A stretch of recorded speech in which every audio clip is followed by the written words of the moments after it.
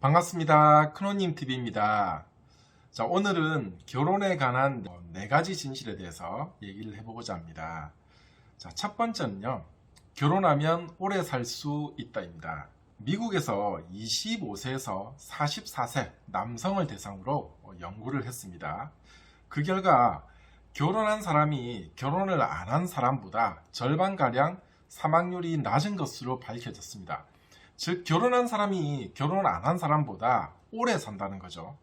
결혼한 사람이 오래 사는 이유는 아무래도 결혼을 하면 배우자나 자녀 관계를 통해서 인생의 희로애락을 풍성하게 느끼기 때문이 아닐까 하는 생각이 듭니다. 그리스의 철학자 소크라테스도 결혼 찬성론자입니다. 제자들에게 이렇게 말했다고 하죠. 결혼을 하면 좋은 아내를 얻게 된다면 정말 행복한 일이고, 만약 결혼을 해서 나쁜 아내를 얻는다고 해도 철학자가 될 테니까 그 또한 좋은 일이 아니겠는가 라고 말했다고 합니다. 자, 두 번째는요, 결혼은 많이 할수록 이혼율이 높아집니다. 자, 미국 통계를 보면 초혼, 즉 첫 번째 결혼은 이혼할 확률이 50%였다고 합니다. 그런데 재혼, 두 번째 결혼은 60% 확률로 이혼을 했고요.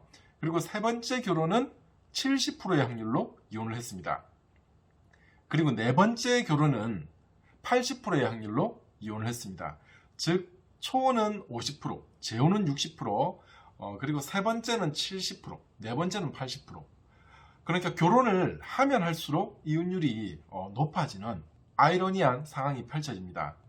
평생을 같이 할 수 있는 사람을 알아보는 눈은 연습을 한다고 해서 결혼을 아무리 많이 한다고 해서 나아지는 게 아닌가 봅니다. 자, 그렇다면 사실상 가장 서툴게 아무것도 모르고 준비한 것 같은 이 첫 번째 결혼이 그때 만난 배우자가 가장 자신에게는 맞는 훌륭한 배우자였다는 거죠. 우리가 바로 초혼에 집중해야 되는 이유가 바로 이 때문입니다. 그럼 첫 번째 결혼인 초혼, 이 첫 번째 결혼을 잘 유지하기 위해서는 어떻게 해야 될까요?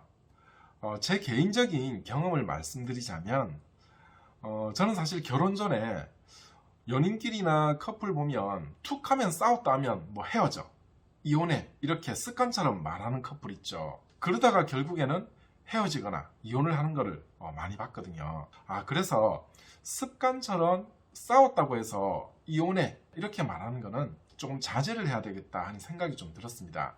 자, 그래서 제 같은 경우에는 연애할 때는 우리 사전에 헤어진다라는 단어는 없다라고 엄포를 놨습니다. 만약에 헤어지자고 말하는 순간 나는 뒤도 안 들어보고 바로 헤어질 거다라고 했고요.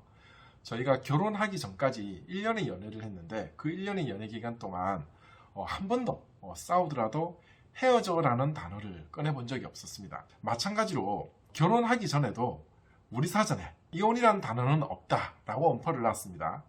이혼이라는 단어를 꺼내면은 나는 그대로 이혼을 할 테니까 신중하게 생각해서 얘기를 해라고 그렇게 말을 했습니다. 결국 지난 10년간 싸움은 했어도 한 번도 싸우면서 이혼이라는 단어가 안 나왔습니다. 그래서 이렇게 결혼 전에 이혼이라는 단어를 꺼내지 말자고 서로 합의하는 게 생각보다는 효과가 좋은 것 같습니다. 그래서 여러분들도 결혼을 앞두고 계시다면 꼭 한번 해보시기 바랍니다.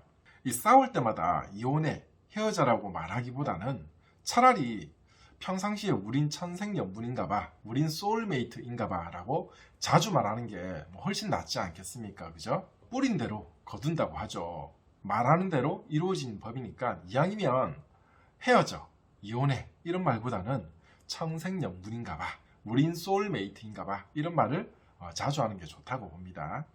자, 세 번째 진실은요, 오랜 세월을 함께한 행복한 부부는 대부분 배우자의 있는 그대로의 모습을 사랑한다라는 것입니다.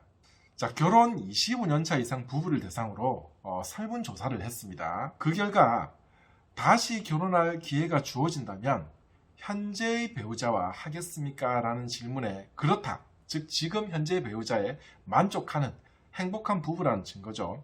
만족한다고 응답한 사람의 이 84%가 배우자가 변하지 않고 지금 모습 그대로 있어주기를 원했습니다. 결혼 생활에 만족한 사람 중 나머지 16%가 배우자가 근사하게 애정 표현을 하면 좋겠다. 요 정도로 대답을 했습니다. 사실 결혼 생활을 오래 한 부부일수록 상대를 막 이렇게 바꾸려고 하기보다는 있는 그들의 모습을 사랑했다고 볼 수 있습니다. 그리고 아주 극소수의 바뀌길 원하는 커플들도 바뀌길 원하는 정도가 근사한 애정 표현이라든지 아니면 집안일을 좀 더 도와줬으면 아니면 외출 준비하는 동안 좀 차분히 기다려줬으면 하는 등 사소한 일이었다고 합니다. 우리가 흔히 위대한 사랑을 위해서는 위대한 일을 해야 될 것 같지만 실상 위대한 사랑을 위해서는 사소하고 이 소소한 일상들이 중요한 것이죠.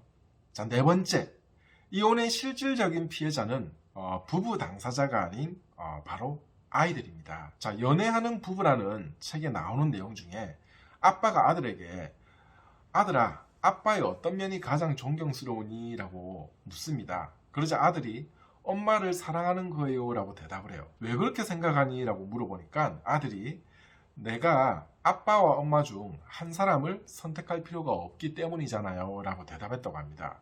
무슨 말인지 물어보니까 그날 친한 친구가 엄마 아빠가 이혼을 했다고 합니다. 그래서 엄마 아빠 중에 누구랑 살지 선택을 해야 되는 상황에 놓였다고 하네요. 자, 그래서 부부가 이혼을 하게 되면 사실 최대의 피해자는 부부 당사자가 아니라 바로 여러분의 아이들입니다. 그죠? 그래서 절대 아이들을 생각한다면 이혼을 하시면 안 되겠죠. 사실 아이들이 이혼 가정에서 받는 피해는 어마어마합니다. 이혼 가정의 아이들은 부모가 이혼하는 가정을 지켜봐야 됩니다. 그 속에서 마음이 엄청나게 상처를 많이 받겠죠. 절반 가까이가 성적이 떨어지고요. 불안해하면서 자기 자신을 비하합니다. 사실 부모의 이혼이 아이 탓은 아닌데 아이들은 부모가 사실 싸우기만 해도 자기 탓이라고 생각을 하거든요. 그런데 이혼을 했으니까 오죽하겠습니까? 그죠? 거기다가 사회 적응력이 떨어지는 면이 있다고 합니다. 특히 부모의 이혼이 가장 피해가 큰 나이대가 바로 7살에서 13살, 7살에서 13살 사이의 자녀입니다. 자, 왜냐하면 이때 아이들은 이혼이 무엇인지 압니다. 아, 엄마 아빠가 헤어져서 따로 살아야 되는구나. 내가 엄마랑 아빠 둘 중에 한 명만 봐야 되는구나. 그런데 이거는 이해를 하는데 정서적으로 대처하는 능력이 굉장히 떨어지기 때문이죠. 왜 엄마 아빠를 보고 싶을 때 함께 볼 수가 없는지 마음으로는 정서적으로는 이걸 받아들일 수가 없다고 합니다. 그래서 상처를 많이 받게 되죠. 자, 오늘은 결혼에 관한 4가지 진실에 대해서 알아봤는데요. 첫 번째는 결혼한 사람이 훨씬 더 오래 살 수 있더라. 두 번째는 결혼은 많이 할수록 이혼율이 높아지더라. 세 번째는 오랜 세월을 함께한 부부는 대부분 배우자의 있는 그대로의 모습을 사랑한다. 네 번째는 이혼한 부부의 실질적인 피해자는 바로 부부 당사자가 아니라 바로 여러분의 자녀라는 거죠. 자, 이상 큰호님 TV였습니다.